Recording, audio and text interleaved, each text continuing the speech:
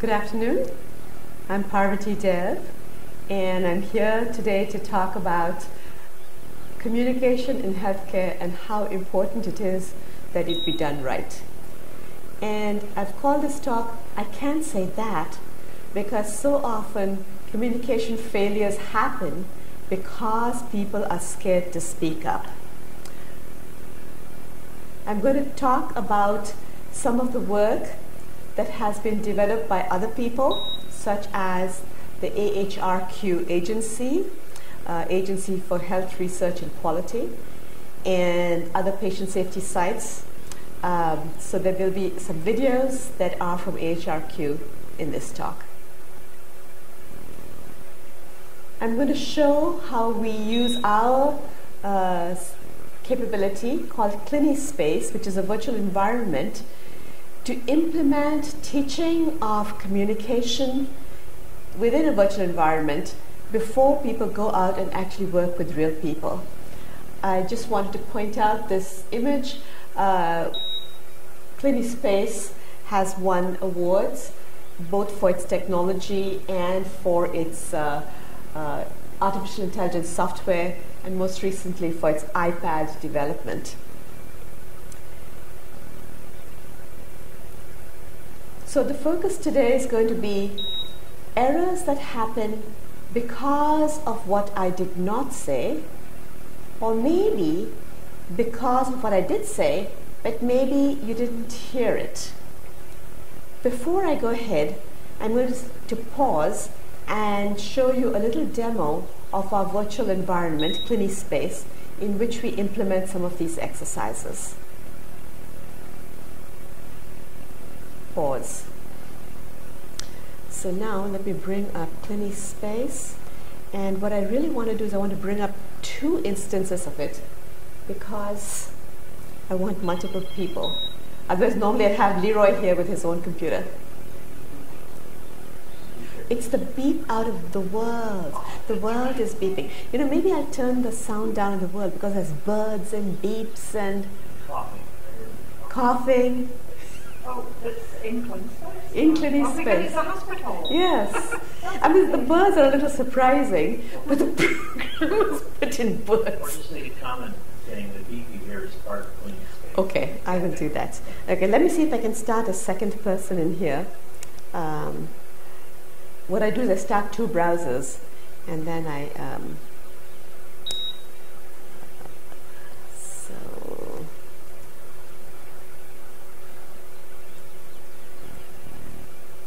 here we go, nursing B2, that's the one.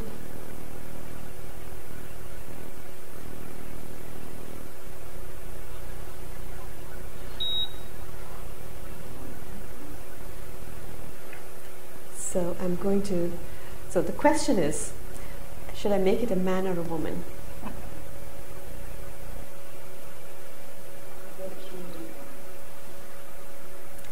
So let me start it right here.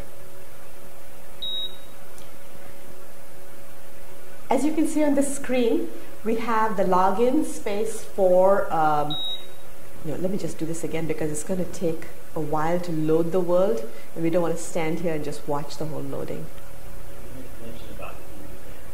I'll mention it. Okay, so that's going to be the person I'm going to log in as, Bob. Let it do the, oh, it loaded real fast. Woo, woo, woo. Okay, so I'm going to actually I'm going to log out and log in again. Okay, starting again. We are now at the login screen for the CliniSpace environment, and I'm logging in here as a nurse because many of the scenarios that we develop are oriented to nurses. You will hear a beeping sound. It is one of the monitors that is running in the world. So please don't be alarmed. You may also hear other sounds of coughing and groaning that are from the patients. So here I get to choose a character. I can be a woman, different ethnicities. So let me bring this in here as Bob. And once we enter the world, we are given some information. We're told that there is one patient whose name is Teddy Appleberry. Don't know if you can actually read that. And he came in this morning with pain in his neck, and he's been getting worse. He's very gray in color. His daughter's worried about him, and so he is here.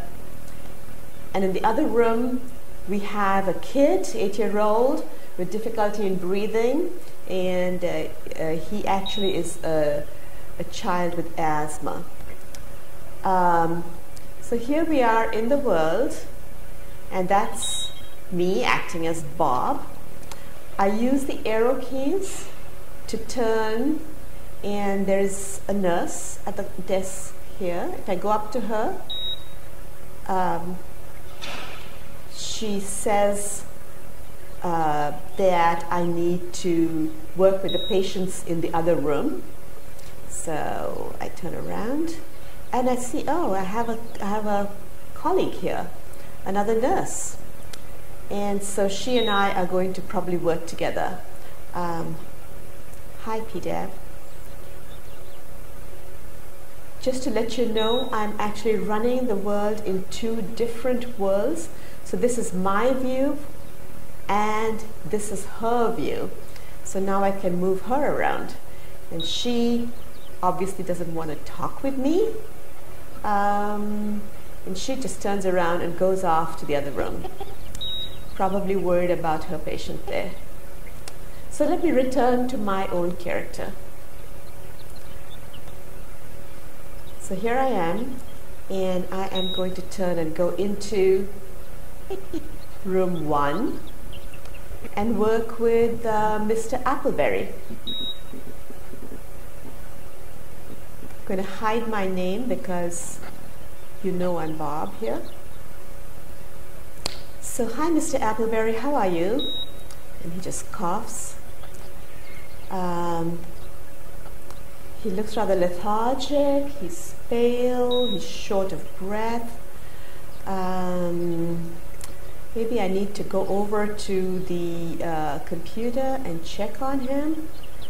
Let's see what has been happening. Aha, here's a report from the triage nurse. And boy, this is an excellent report. Good communication.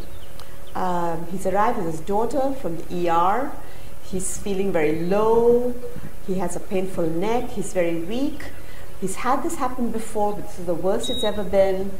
And he thinks he may have hurt his neck yesterday trying to pack up his house. And as we look at what the triage people did, they say he came in with a heart rate of 70 and a very low oxygen. Things are not good, actually. Blood pressure is a little low here. He's diabetic, and he's on diabetes medications. Did anybody do a physical exam? Let me check. Yes, indeed. Distressed and anxious. He's got crackles in his lungs. And the physician has asked that we rule out angina. Okay. Any orders? Loads of them. Start the nitroglycerin, some dosages given. Start some morphine, saline. Okay. Measure his blood glucose. Measure his troponin. All right. I think it's time I started working. So I turn around and I approach Mr. Appleberry, and the first thing I do is I get his vital signs up on the screen, and we see he's got his heart rate up there, 70 beats per minute, not bad. No blood pressure measurable. That's because I didn't install a cuff on his arm. I get a blood pressure cuff on his arm. Now you see he's wearing a blood pressure cuff here, and his blood pressure shows up as 110/60, somewhat low. Let me get a finger clip on him to measure his oxygen, and we see his oxygen saturation is 90%. That is not very good. Okay. The physician asked me to start an IV, so I go to the IV stand and I install an IV lead. If you can see here really closely, it's a little hard to show it to you because it zooms in and out too fast, but here is the IV cannula on his arm, and I'm going to start some saline, and I'm going to start it a little fast, maybe, perhaps he needs some more, start at 500 milliliters per hour. So there we go, and we now have a bag of saline hanging up here, and I can zoom into that and show it to you. See if I can do that. There you go. So there's a saline bag hanging up there on the IV stand. Go back and check on the physician orders. He wanted IV, he wanted the nitroglycerin and the morphine. So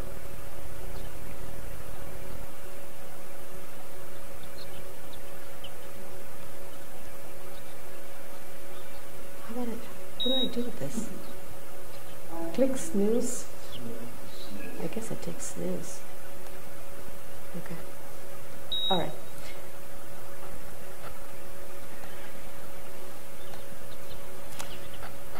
So I go back to Mr. Appleberry and I check what medications are available.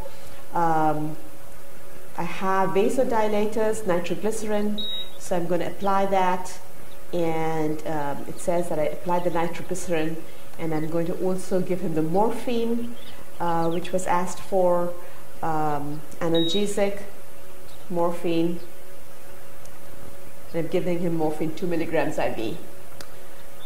At this point, probably the right thing to do is to walk over to the telephone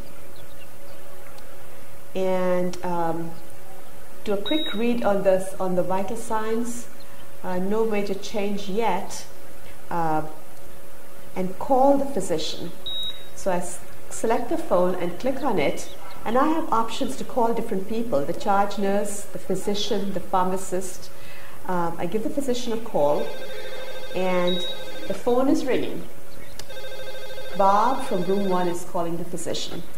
Now at this point, the physician, who's actually the facilitator for this whole exercise, picks up his virtual or her virtual phone and answers. So please assume that now I am the physician and Bob the nurse. So physician. Hello, this is Dr. Smith. Can I help you? Dr. Smith, this is Bob, the nurse in room 1 with Mr. Appleberry. He came in here for neck pain early this morning, 6:15, and your orders were to start the nitro, start morphine for pain, and get an IV going. I've done all of these. These are all being done now. Do you have any other instructions? Now clearly, I actually missed out some important communication, and this is part of communication training. So here's a physician. Nurse, could you please tell me Mr. Appleberry's current status, including his vital signs? Forgot. Okay. Yes. Looking at the vital signs monitor, his heart rate is at 70 beats per minute, blood pressure 110/60. I have started the IV fluid at 500 milliliters per hour, and his oxygen is somewhat low, 90%, and he's breathing fast. His respiration is at 28. Thank you, nurse. You've started the IV. Why don't you start another 500 milliliters and call me back, let me know how he's doing, and we'll decide if he needs to go to the ICU. Thank you, doctor. Okay. So the physician asked me to start another IV, so I'll do that. Let me just walk up to the IV stand. And here we are at the IV stand. I think I am at the IV stand. Oh. So we go to the IV stand and we start some more fluids. another 500 milliliter, and now we have additional fluids flowing through the system. Now, we'll assume that at this point about 5 minutes have passed, and when I look at the vital signs monitor, things have not changed.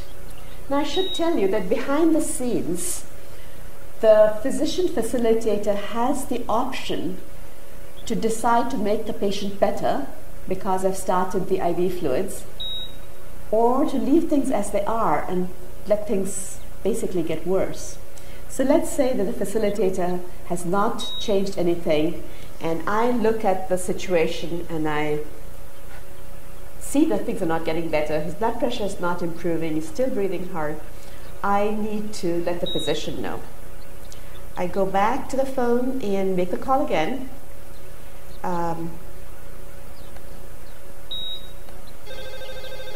Phone rings, and Dr. Smith picks it up. Hello, this is Dr. Smith. This time I've learned something. Dr. Smith, this is the nurse from room 1. I'm calling about Mr. Appleberry. His status has not changed. His blood pressure is 110/60, heart rate 70 beats per minute, oxygen still down at 90%, respiration at 28 breaths per minute. We have now got 1 liter of saline flowing in. Nitro and morphine have been administered as requested. Is there anything else you would like me to do? Thank you, nurse. That's excellent. If the situation is still the same, let us transfer him to ICU. Thank you, doctor. So clearly, I need to call and let the charge nurse know that I'm going to transfer him. So I call the charge nurse. Nurse, I'm going to be, Dr. Smith has requested that I transfer Mr. Appleberry to ICU. I'm going to go ahead and order that transfer. Thank you. So as a last step now, I go back to Mr. Appleberry, and I'm allowed to use transfers and transfer him to critical care. I do that, and he leaves the room. The simulation has ended. Once it ends, I'm given a review of the things that I did and of what should have been done.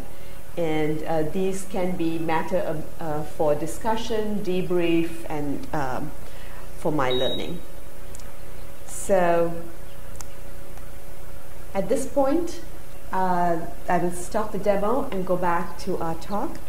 But this is the kind of environment within which we can practice all kinds of communication. This one was nurse to physician. It could be nurse-nurse communication, where we're handing off from the day shift to the night shift. It could be the service-to-service communication, where the ED brings the patient here and hands them off to us with all the instructions about the status, what has been done, and maybe what hasn't been done but needs to be because there wasn't time to do it. That, in fact, is a big source of errors, where something is ordered, doesn't get done, patient gets moved. It just never happens. So let me close these and go back here. Okay. Question. So how many people can you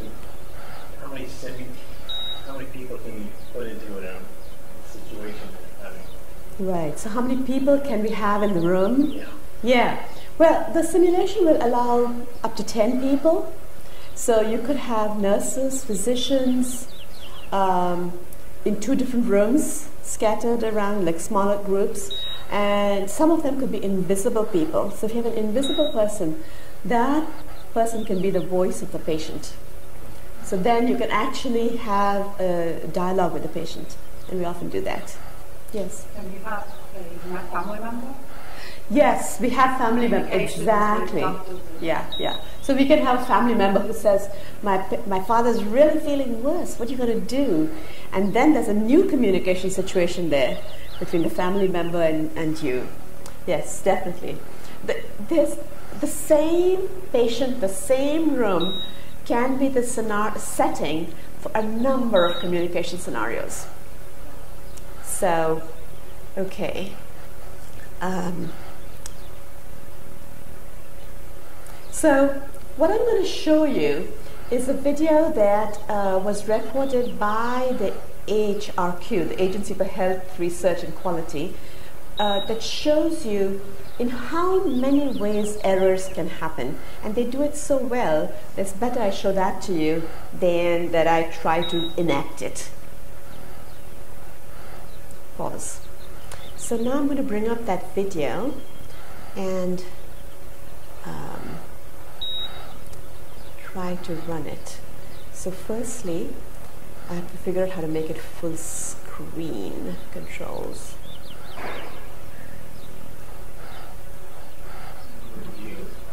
View. Fit to screen. Enter full screen. There you go. Okay. So I'm going to start it right here. And this is going to run for about 2.5, 3 minutes.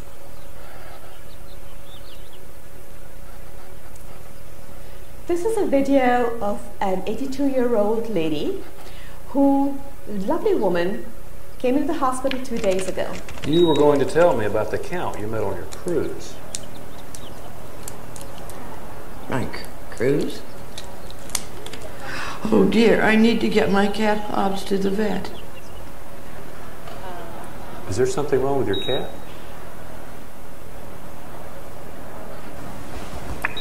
Okay, all done. I'll see you tomorrow. That was weird.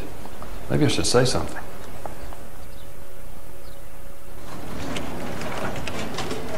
Sherry, do you know who's taking care of Ethan tonight? Tonight that'd be Amy. Could you find her for me? I'll page her. She's really busy tonight.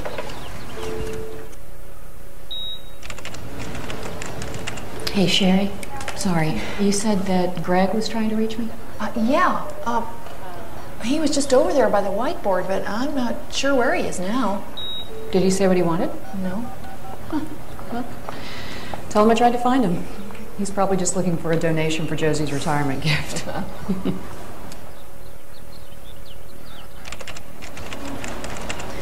Hey, Amy, can you help me with this transfusion for bed 12? Yeah, sure.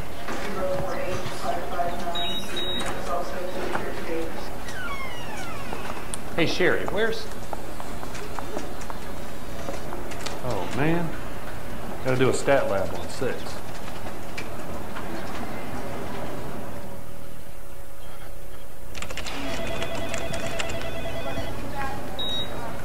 So, did Edna go home?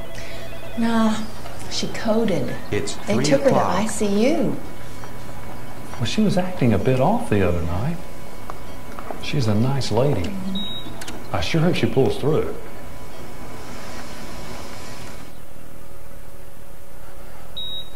So there's a whole series of things that went wrong there of missed communication. I'm going to now run this again with how it could or should have happened. 1 second.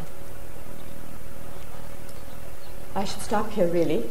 At this point really there's supposed to be a discussion about what all went wrong. You were going to tell me about the count you met on your 1 second. cruise. Stop. Where's the stop in this thing? Stop.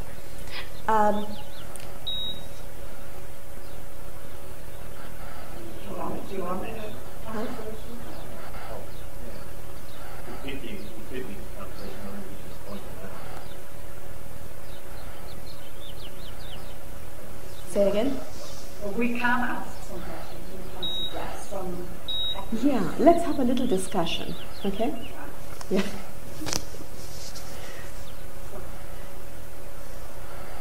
Okay, so now A lot of things went wrong in that scene. Clearly many missed opportunities. What do you think? Where did it go wrong? What might one have done? What do you think? Well, she was obviously confused. She was obviously confused, yes. Didn't know she'd been on a cruise and then went straight off to the cat. Right, from cruise to cat, yes. And after he gave her whatever he did to her, she was out of it. It seemed like she was out of it. He didn't really ask her. He didn't wait for her response when he said, okay, that's done. Yes, so he did the blood draw that he had to do, and then he didn't really try to probe into why she seemed confused. Yes. What about at the desk when he was talking with the other nurse? He didn't really mention why he wanted to get in touch with her. Very important. He did not mention why he was worried. So they had no idea he was worried. That was a big one. That was a big one, yes. The nurse at the desk didn't really understand how critical she might have been.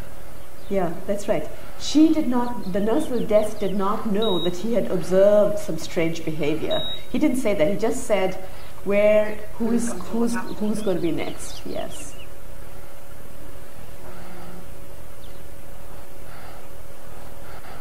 And then obviously the whole thing went past and the shift ended and the messages never got to the night nurse. We don't know when exactly the patient coded, but we worried that it was not passing on that information that resulted in the problem. Okay, so go ahead.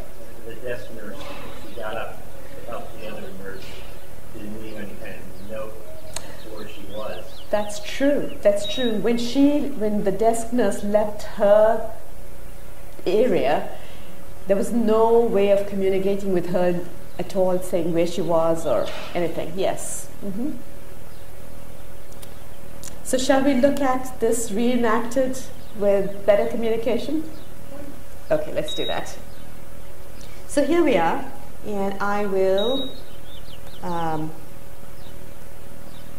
redo this, what we would call, instead of an opportunity video, which is a way of saying things went wrong, a success video. So we're back here, Edna Everett, 82-year-old lady, and came to the hospital 2 days ago. You were going to tell me about the count you met on your cruise. Mike, cruise? Oh dear, I need to get my cat Hobbs to the vet.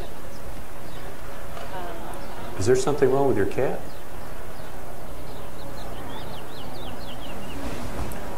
Okay, all done. I'll see you tomorrow. That was weird. She was acting awfully strange. It's almost like she bumped her head. Maybe I should say something.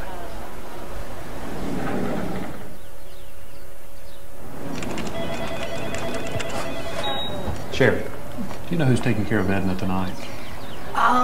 Tonight, that'll be Amy. Would you mind paging her for me? Tell Amy that I want to talk with her about Ms. Everett. She appears confused. If I'm not here at the station, I'll be in room 3 drawing labs for Mrs. Perkins. Will do, Greg. You need to talk to Amy about Miss Everett, and you'll either be here or in room 3. Yes, I'll be in room 3.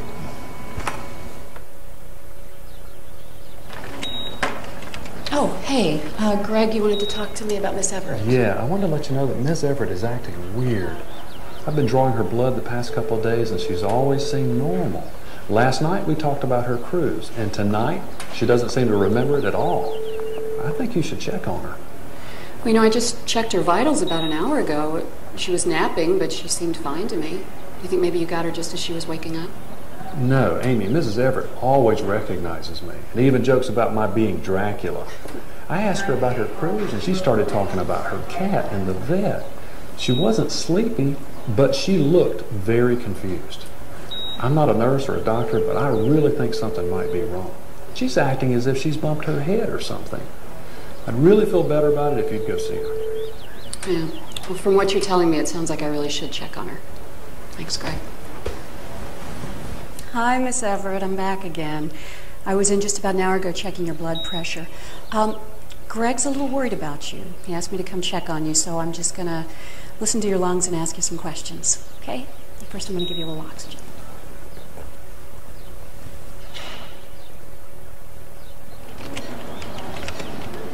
Hey, Sherry, could you page the doctor on call for Miss Everett? Sure.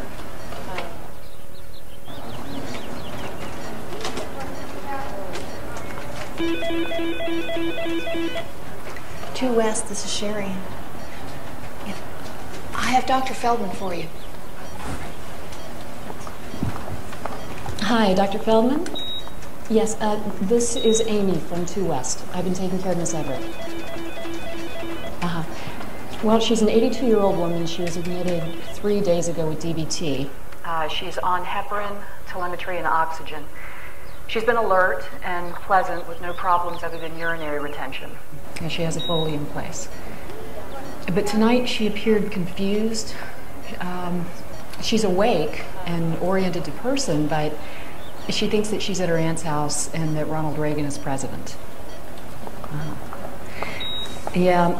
Well, no, I checked with her nurse from the last few nights and confirmed that she doesn't sundown and she's normally very sharp. Her heart rate has increased to 110. Her blood pressure is down to 110/60. Yeah, her systolic usually runs 150. Yes. Her temperature is 37 Celsius. She looks pale but not uncomfortable. Her coag studies are within the parameters and her blood gas is normal. All other AM labs are normal. She's not putting out much urine and it looks cloudy to me. I'm worried about her. I think she needs to be seen. You want me to order some labs? Maybe send her urine for culture? Yes, sounds like she could be getting septic. Send a urinalysis with culture, chemistries, and a CBC. Thanks for calling. I'm on my way, but I need to know if there are any changes immediately. I'm glad you're feeling better. Well, take care, Mrs. Everett. Thanks. Bye. Greg, I'm Carrie Feldman, Mrs. Everett's doctor. Hi, I just wanted to say you did a great job with the heads up on Miss Everett the other night. Amy said she might not have realized Edna was getting so sick if you hadn't spoken up. Sure thing, thanks. Amy mentioned there's a nurse managers meeting next week. I thought what you did would be a great example of effective communication and teamwork to spread across our units here. Would you mind talking to the group about what you did? Not at all, Dr. Feldman. Not at all. The meeting's going to be next week. Nice story. Yes. I know. Gives you a warm feeling. So, lots of communication successes here. You noticed how Amy used very structured communication to talk with the doctor and give all the details. What else was there that was good? You repeat what the other person said to verify it. That's right. Cherise at the desk repeated back what Greg said to make sure that she had got it correct. Yes. And I think the same thing happened between Nurse Amy and Dr. Feldman. The report was very structured and Dr. Feldman repeated back some key points. You know, something else that I noticed, which was also very nice and part of communication, was how the doctor came at the end and reinforced the fact that good communication had happened. So thank you, you did a great job, that was good communication, good teamwork. And part of it is building this attitude within your group of safely communicating difficult stuff, and it doesn't matter if it goes up the hierarchy, you feel comfortable saying it. So that's great. Let me stop this and go back to the PowerPoint. And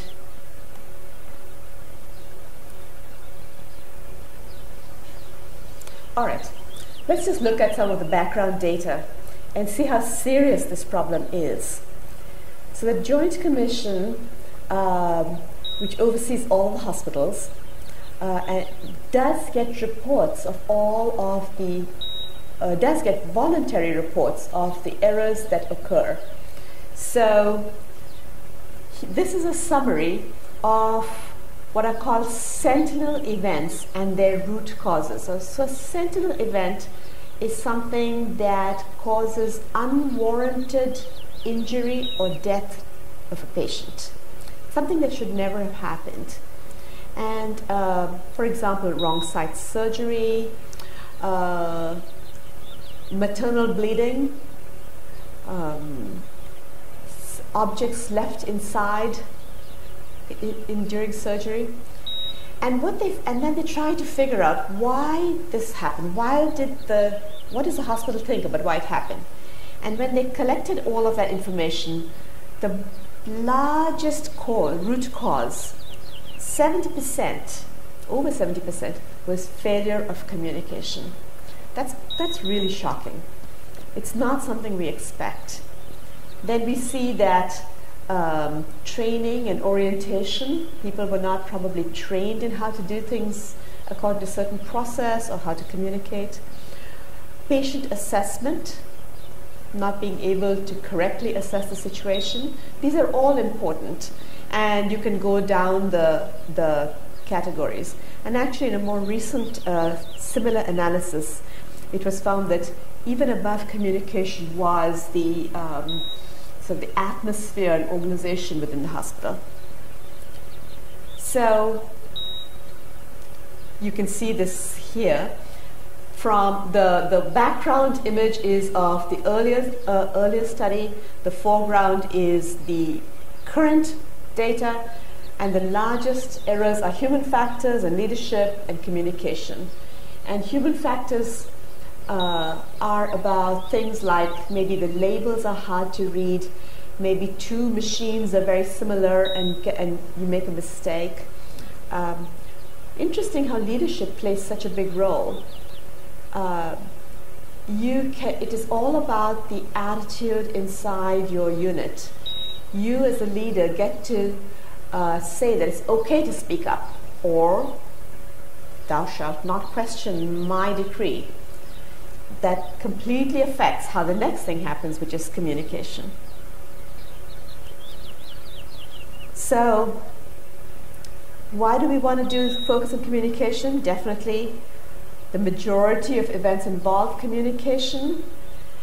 And the way to think about it is somebody usually knows there's a problem. Someone has noticed something, but they don't speak up or they can't get people to see it.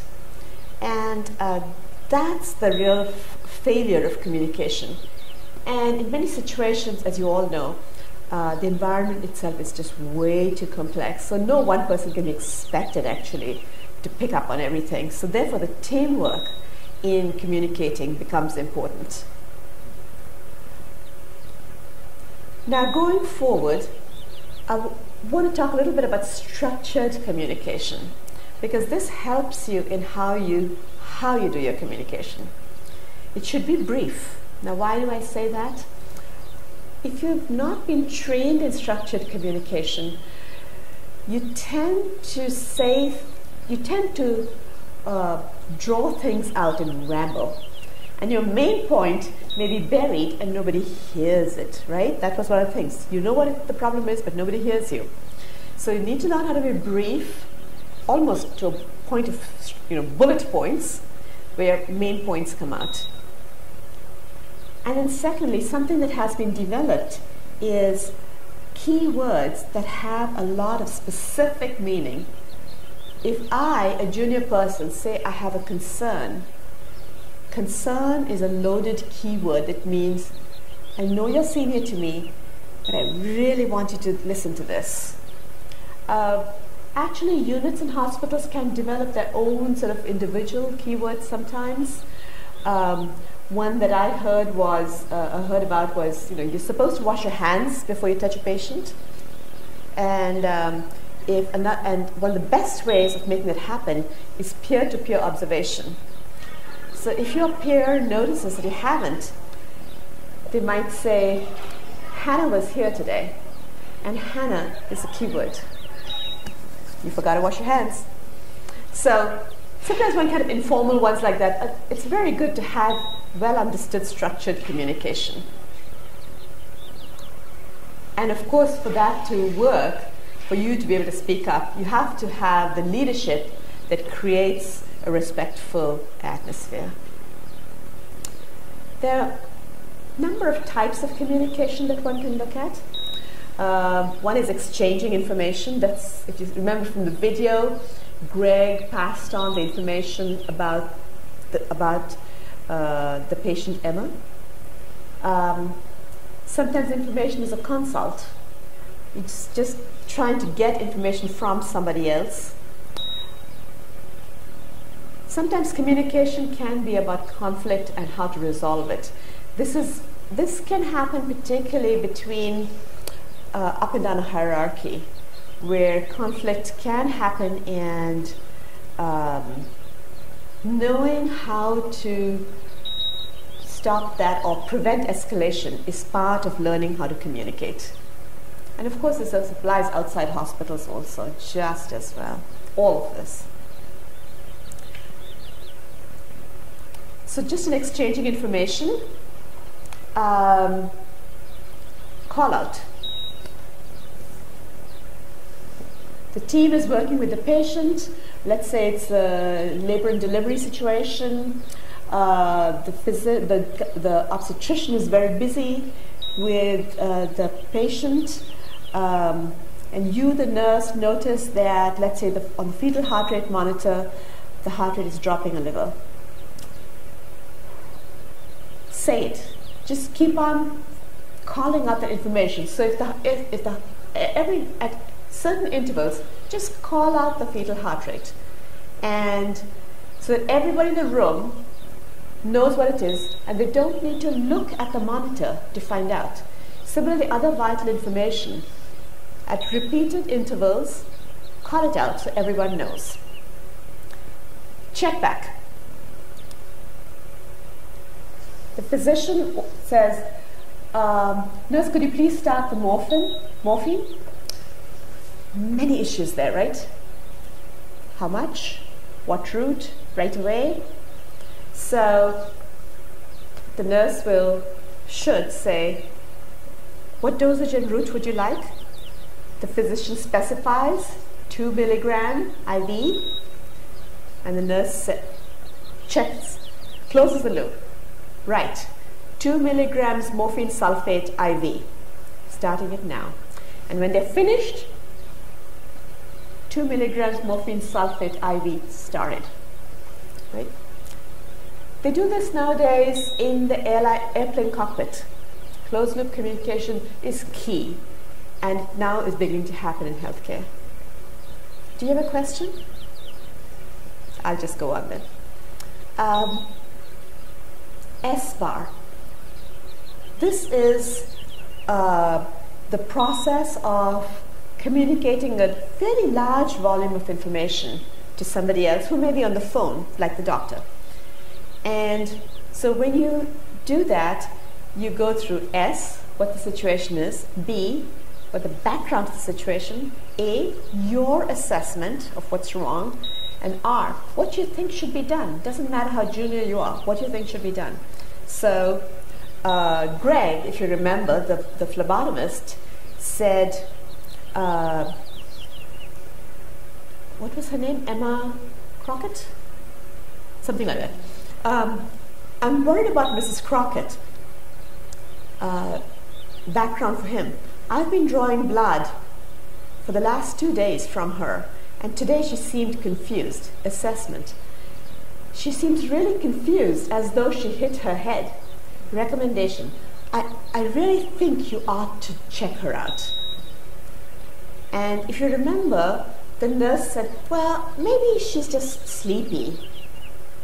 And now he insists, no, I really think it's more than that. And I really think you ought to check. It's as though she bumped her head. It's that bad. So that's S-bar. Handoff. The word speaks for itself. you are moving a patient from one person or one service to another. Again, you need to use S-bar to give the status, and if something has not been done and needs to be done, you volunteer that information. The physician has ordered a urine analysis, but we did not have time to do it. Would you please make sure it's done? And questions, requesting information. If you didn't get enough information, ask for it.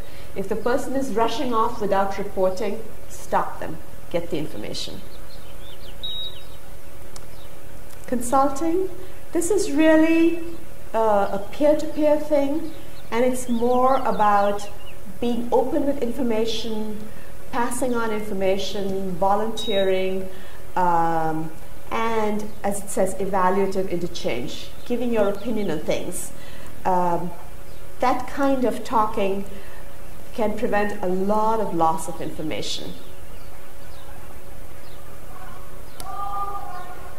Conflict resolution. I'll just take a specific example here about talking up through a hierarchy, where you have a team, and as you know, there's a fairly strong hierarchy in the hospital, and yet the person who notices must speak up. So this is how you begin. If the assumption is that we have different information. Let's say I'm the junior nurse, there's a senior nurse, there's a therapist, there's the obstetrician, and this is the fetal heart rate monitor, and I begin by saying heart rate is 80 and it's dropped since the last time we observed it. Nobody says anything, they're just going on with their work. I'm concerned, keyword, I'm concerned that Mrs. Brown's baby's heart rate has dropped to 80. And if you still don't listen, you go to the word, I'm really uncomfortable. Now at this point, in theory, everybody should be listening to you. If they don't, now you say, I believe this is a safety issue. The heart rate has dropped below an acceptable level. And if it still doesn't work, doesn't stop what's going on, you are within your rights to call upper level management. And if the leadership situation is good in this unit, you won't get thrown out. But this is a difficult area of communication that hospitals around the country are really trying to work on. And here again, it's practicing that improves it. All right, coming back to the beginning. How does this relate to CliniSpace and to what we do? All of the examples that we talked about are ones that we can practice just as I showed you in the demo earlier. CliniSpace is a multi-person system. Therefore, each of us could log in with our computer and take a different role. We could be wearing physician clothes, a nurse uniform, and the learner is the one, or learners are the ones that have to communicate and speak correctly.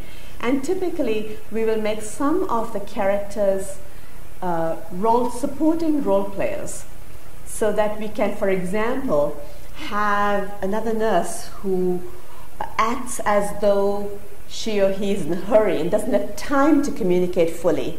And you have to practice the verbiage necessary to stop them and get them to communicate with you. And clearly, it's not that you don't know what to do, they don't know what to do. It's that you have to learn how to speak. And it's purely a matter of practicing and developing the attitude that, yes, I can do this and I need to do it. So this is the kind of thing that virtual environments really help you practice. And I could restart the demo and actually make us do it, but you all know how it could be done. I did want to mention that we not only have the inside the hospital, but we even have ambulances, virtual ambulances, so you could practice how the EMT in the ambulance speaks over the radio to the nurse in the emergency department, home care, and so on.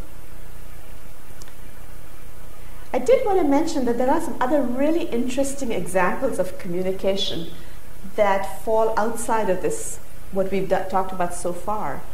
But any medical healthcare person actually needs to talk with a lot of other groups.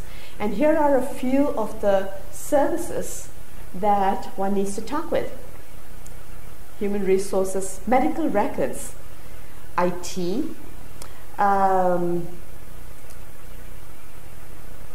materials management, bed clothes, supplies, etc., security.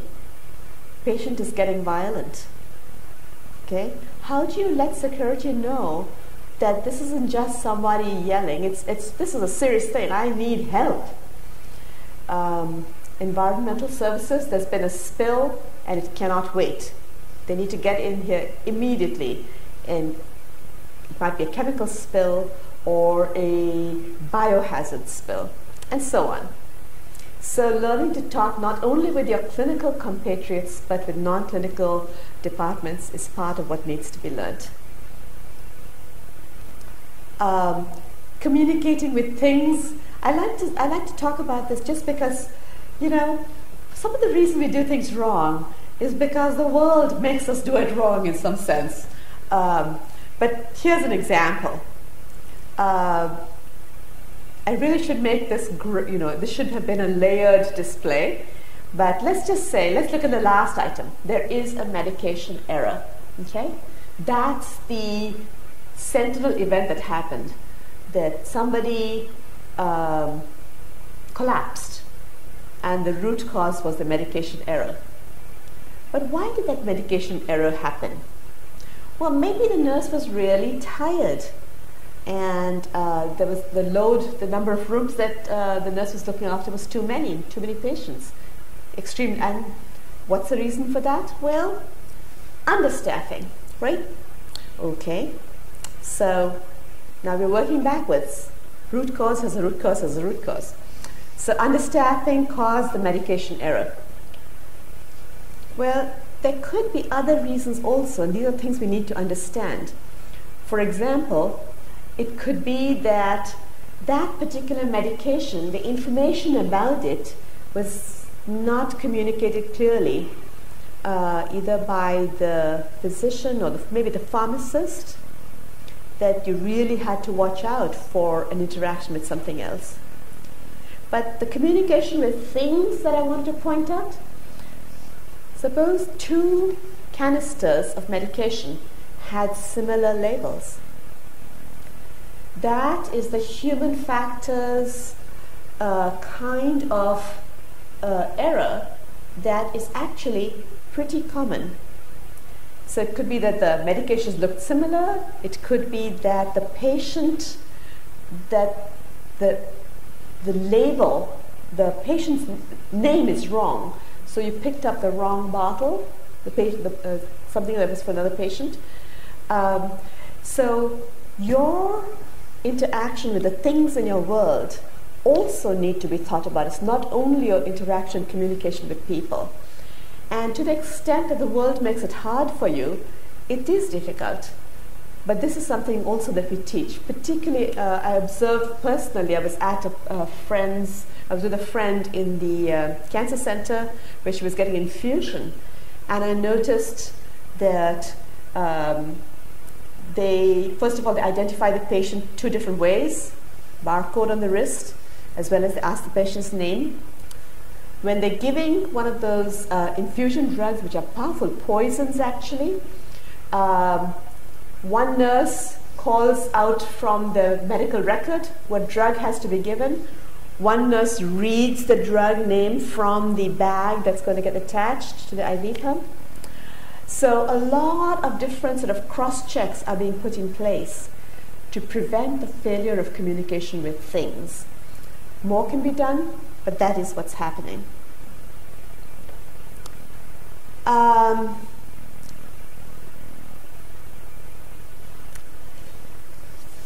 At this point, I'd like to say thank you and introduce our team. We have a great team. My colleague and co-founder of the business, Dr. Heinrichs, is in the top left.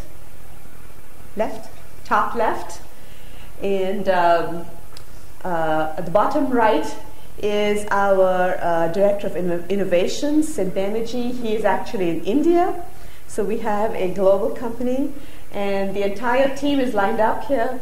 And the one thing I want to point out is every one of them is in their 20s. Scary thought? Well, for this kind of innovative development, often this technology is best understood and developed by young people, but with a collaboration of people with experience in the medical area and subject matter experts. So we, as you see in the middle, that's one of our awards. We're very proud of it. The whole team is very proud of it, and we hope to see a lot more of this. Lastly, I want to thank you and open for questions or discussion.